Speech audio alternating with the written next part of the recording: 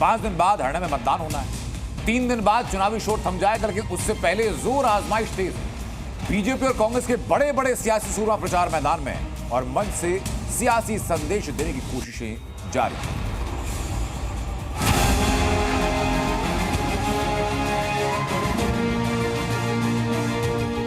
दुश्मनी लाख सही, खत्म ना कीजिए रिश्ता, दिल मिले या ना मिले हाथ मिलाते रहिए।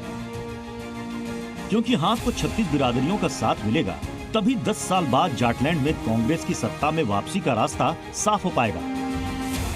अंबाला में राहुल गांधी ने भूपेंद्र हुड्डा और कुमारी शैलजा के हाथ मिलाकर यही संदेश देने की कोशिश की। मंच से संबोधन के बाद कांग्रेस के कद्दावर नेताओं ने हाथ थामकर शक्ति प्रदर्शन किया। राहुल की बाईं तरफ कुमारी शैलजा मौजूद थी, तो दाईं तरफ भूपेंद्र हुड्डा। मंच भी था और मौका भी, लिहाजा राहुल गांधी ने चुनावी चौका लगाने में देर नहीं लगाई। खुद पीछे हटे, शैलजा भूपेंद्र का हाथ थामा, दोनों के हाथ मिला दिए। बीजेपी कांग्रेस पर दलित नेता कुमारी शैलजा की उपेक्षा करने का आरोप लगा रही थी। पूरे चुनावी समर में हुड्डा और कुमारी शैलजा की अदावत की जो अटकलें सामने आ रही थी, 5 सेकंड के इस वीडियो के जरिए राहुल गांधी ने इन अटकलों पर ब्रेक लगाने की कोशिश की।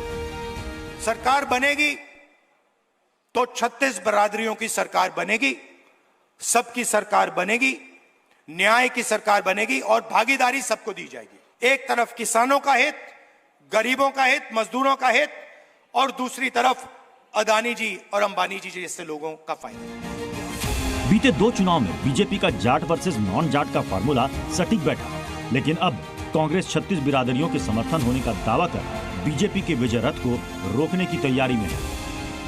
पूरे हरियाणा में एक ही आवाज है, कांग्रेस आ रही है, भाजपा जा रही है। 36 बिरादरियों ने मन बना लिया है कि हरियाणा में अब की बार कांग्रेस सरकार। भाजपा के दिन लद गए हैं। केंद्र में तो आपने मोदी जी को कॉर्नर किया हुआ है।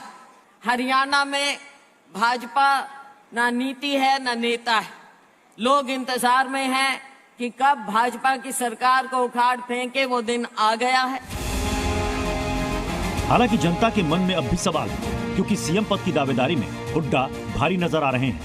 टिकट बंटवारे में भी उनके खेमे की खूब चली है। शैलजा और हुड्डा के मंच पर दिखने के बाद बीजेपी इसी नैरेटिव को धार दे रही है, तो दूसरी तरफ हिंदुत्व का बुलडोजर भी दौड़ाया जा रहा है, ताकि 36 बिरादरियों को हिंदू की छतरी तले समाया जा सके।